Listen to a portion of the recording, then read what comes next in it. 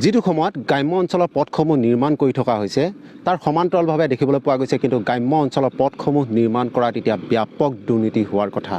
হয় মই বৰ্তমান উপস্থিত আছোঁ তিনিচুকীয়া জিলাৰ লক্ষীপথাৰত আৰু লক্ষীপথাৰত যিটো ডিগবৈ লক্ষীপথাৰ মূল সংযোগী পথ এই পথটোত এতিয়া ব্যাপক দুৰ্নীতি হোৱাৰ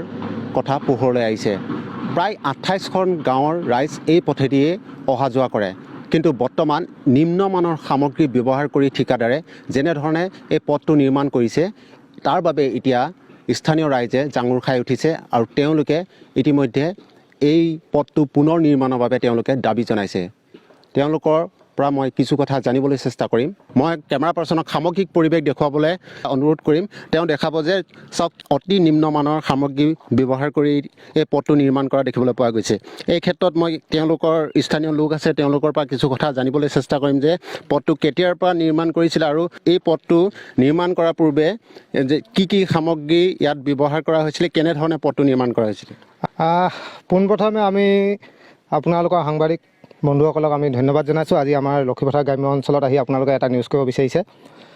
এই ৰাস্তাটো অইল ইণ্ডিয়াৰ পুঁজিৰ অধীনত যোৱাত 4-5 মাহমান আগৰ পৰা কাম আৰম্ভ হৈছিলে তাৰ পাছতে আজি এই যিটো ব্লেক টেপিং আপোনালোকে দেখিছে দখলকৈ এৰি গৈছে এই ব্লেক টেপিঙৰ কাম যোৱা এসপ্তাহমান আগৰ পৰা আৰম্ভ হৈছিলে আৰু যেতিয়া আমি দুদিন তেখেতসকলে কাম কৰিছিলে কাম কৰাৰ পাছত আমাৰ স্থানীয় ৰাইজসকলে আহি আমি চাইছিলোঁ যে কামটো অতি নিম্নমানৰ হৈছে আমি তেখেতসকলক অনুৰোধ জনাইছিলোঁ আমাৰ ঠিকাদাৰ পক্ষক অনুৰোধ জনাইছিলোঁ লগতে আমাৰ দুলীয়াজান অইল ইণ্ডিয়াৰ যি ইঞ্জিনিয়াৰসকল আহিছিলে তেখেতসকলে কেতিয়াবা কাম চাবলৈ আহে তেখেতসকলক আমি অনুৰোধ জনাইছিলোঁ যে ৰাস্তাটো অতি খুব নিম্নগামৰ হৈছে আপুনি ঠিকাদাৰ পক্ষক জবাবদিহি কৰক যে ৰাস্তাটো ভালকৈ বনাওক আমি যিহেতু এটা সংযোগ ব্যৱস্থা লক্ষীপথাৰ মুখ্য সংযোগ ব্যৱস্থা হয় এইটো গতিকে যে বনোৱাৰ দুদিনৰ পাছতে যেতিয়া ৰাইজে দেখি পাইছিলে যে দখলকৈ এৰিছে আপোনাৰ ব্লেক টেপিংটো এৰাই গৈছে তাৰ পাছতে ৰাইজে মানে প্ৰতিবাদ কৰিছিলে যে নহ'ব এনেকৈ ৰাস্তাটো আমাক সম্পূৰ্ণ ভালদৰে এটা ৰাস্তা লাগিব আৰু ইতিমধ্যে যোৱা কালি এখন ৰাজহুৱা সভা হৈছে আৰু এই ৰাজহুৱা সভাত ইতিমধ্যে সিদ্ধান্ত হৈছে যে যদি অইল ইণ্ডিয়া কৰ্তৃপক্ষই ৰাস্তাটো বনোৱাৰ ক্ষেত্ৰত চকু নাৰাখে আৰু যদি এটা সুন্দৰ ৰাস্তা লক্ষীপথাৰবাসী ৰাইজক নিদিয়ে তেনেহ'লে কিন্তু অতি সোনকালে সমগ্ৰ লক্ষীপথাৰবাসী ৰাইজে একত্ৰিত হৈ অইলৰ বিৰুদ্ধে কঠোৰ মানে সংগ্ৰাম কৰিবলৈ বাধ্য হ'ব আজি তেখেতসকলৰ অইলৰ ইঞ্জিনিয়াৰ আহিব বুলি কৈছে চাওঁ আমি অপেক্ষা কৰি আছোঁ ৰাতিপুৱাৰ পৰা আহি কিন্তু এতিয়ালৈকে তেখেতসকল উপস্থিত হোৱাহি নাই গতিকে আমি তেখেতসকলক জনাইছোঁ যে একেবাৰে নিম্ন হৈছে মানে এইটো ৰাস্তা নহয় আচলতে গোটেই ৰাস্তাটো এৰাই পেলাব লাগিব আপোনালোকে দেখি পাবই আপোনালোকে ইতিমধ্যে ভিডিঅ' চাইছে গোটেইবিলাক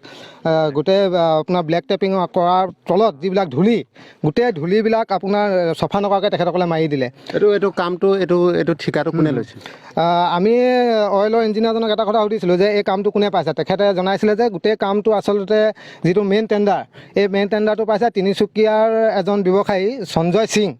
আৰু তেখেতে আচলতে এই গোটেই কামটো চাবৰ কাৰণে কোনোবা কিবা ভাইজান সোণোৱাল নে কোনোবা এজনক দায়িত্ব অৰ্পণ কৰিছিলে আৰু তেখেতৰ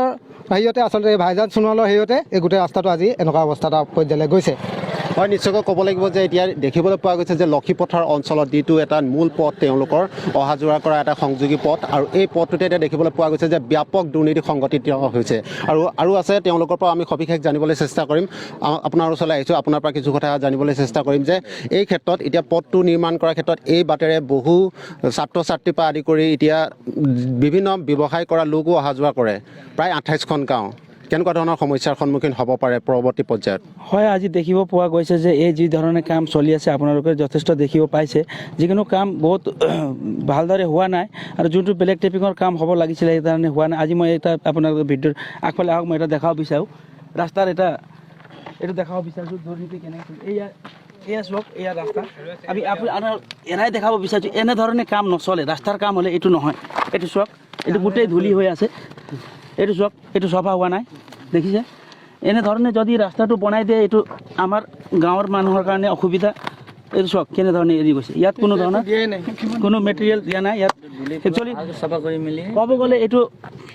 মেটেৰিয়েলো ইয়াত ভালকৈ দিয়া হোৱা নাই ইয়াত 3-4 মাৰিব লাগিছিলে কিজানি প্ৰথমতে ইয়াতো ডাইৰেক্ট পলিচ মৰা হৈছে ফিনিচিং মৰা হৈছে আৰু যথেষ্ট লক্ষীপথাৰ বাসী ৰাইজে যে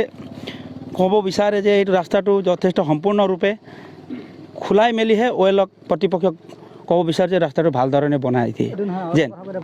হয়, নিশ্চয়কৈ ক'ব লাগিব। আৰু আছে তেওঁলোকৰ পৰা কিছু সবিশেষ আমি জানিবলৈ চেষ্টা কৰিম। আমি আৰু কেইজনমানৰ ওচৰলৈ এতিয়া আহিম। এতিয়া ছাৰৰ ওচৰলৈ আহিছোঁ যে এই ক্ষেত্ৰত আপোনালোকে এতিয়া জিলা উপায়ুক্তক অৱগত কৰাইছে নেকি বিষয়টো, যে সমগ্ৰ এই দুৰ্নীতিৰ বিষয়টো? ভাল, আমি আজিৰ পৰাই আমি ধৰ 2-3 দিনৰ পৰা আমি আন্দোলন কৰি আছোঁ। তেওঁলোকক সকিনি দি আছোঁ যে আমাৰ ৰাস্তাটো যি পথটো নিৰ্মাণ কৰিছে সেইটো সুন্দৰভাৱে কৰিব লাগে, উন্নত ধৰণৰ কৰিব লাগে। কিন্তু এই আমি যোৱাকালি এখন সভাত সিদ্ধান্ত লৈছোঁ যে আমি DC-কো আমি অৱগত কৰিম। আৰু আগন্তুক দিনবিলাকত যদি এনেকুৱাই হৈ আছে তেতিয়াহ'লে আমি তেওঁ আন্দোলন কৰিবলৈ বাধ্য হ'ম বুলি কৈছোঁ। আৰু লাষ্ট ইয়েৰটো কিমান কোটি টকা, 1 crore চামথিং কিবা এটা হ'ব চামথিং। সেইবিলাকৰো মানে এই এনেকুৱা অৱস্থাতেই মাৰি মাত্ৰ 6 মাহেই নগ'ল, ৰাস্তাটো তেনেকুৱাকৈ শেষ হৈ 6 মাহেই নগ'ল। গতিকে আমি পুনৰ এইবাৰ যিখিনি টকা পাইছোঁ সেইখিনি উন্নত মানদণ্ডে কৰিব লাগিব বুলি আমি সমূহ ৰাইজে ডিমাণ্ড কৰিছোঁ। আৰু যদি নহয় আমি ইয়াত যিমানটা খাট আছে আমি সেই খাটকেইটাও বন্ধ কৰাৰ আমি সিদ্ধান্ত লৈছোঁ। এইফালে এই বাটেৰে কিমানটা এতিয়া খাট আছে? এইফালে বৰ্তমান 7টামান আছে। 7টামান? হয়, 7টামান হ'ব। অহা যোৱা কৰিছে, তেওঁলোকৰ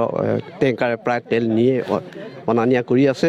আৰু তেওঁলোকৰ গাড়ীবিলাকো আহি আছে, ইয়াতে কভাৰ চলি আছে কেইটামান খাটত, সেইবিলাকে অহা যোৱা কৰি আছে। গতিকে সেই খাটবিলাকো আমি সমূহ ৰাইজে সিদ্ধান্ত লৈ বন্ধ কৰাৰ এটা আলোচনা উপনীত হৈছোঁ। হয়, এতিয়া বৰ্তমান যিহেতু দেখিবলৈ পোৱা গৈছে যে এটা গুৰুত্বপূৰ্ণ কথা তেওঁ কৈছে, যিহেতু এইফালে এই পথেদিয়ে যিহেতু অইলৰ যিসমূহ টেংকাৰ হওক, যিসমূহ অইলৰ সামগ্ৰী লৈ যোৱা হয় বা দুলীয়াজানৰ পৰা ইয়ালৈ অনা হয় বা ইয়াৰ পৰা নিয়া হয়, এই ক্ষেত্ৰত যিহেতু তেওঁলোকৰ বাবেই এই পথটো তেওঁলোকে আৰু এই গাঁওবাসীৰ যিহেতু আমাৰ CSR কৰ্প'ৰেট ছ'চিয়েল ৰেছপনচিবিলিটিৰ যি তেওঁলোকৰ দায়িত্ব, এই দায়িত্বৰ জৰিয়তে তেওঁলোকে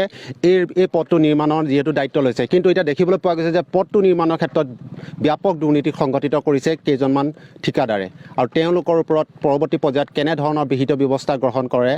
ঊৰ্ধ্বতম কৰ্তৃপক্ষই, এয়া পৰৱৰ্তী পৰ্যায়ত লক্ষণীয় হ'ব। তিনিচুকীয়াৰ পৰা মই প্ৰেমানন্দ দাস, ETV ভাৰত, অসম।